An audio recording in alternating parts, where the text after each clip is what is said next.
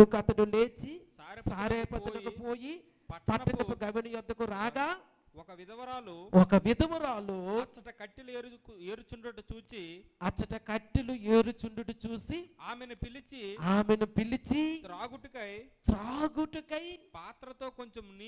పాత్రతో కొంచెం నీళ్లు నాకు తీసుకొని రమ్మని వేడుకొనెను.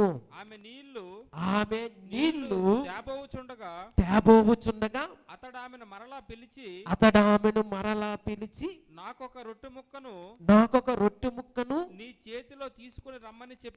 నీ చేతిలో తీసుకొని రమ్మని చెప్పెను.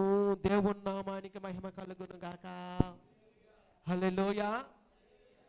ఏడ్సే నక్క మీద తాటిపండు పడ్డం అంటే మీకు తెలుసా? అప్పటికే మూలుగుతా ఉందామే.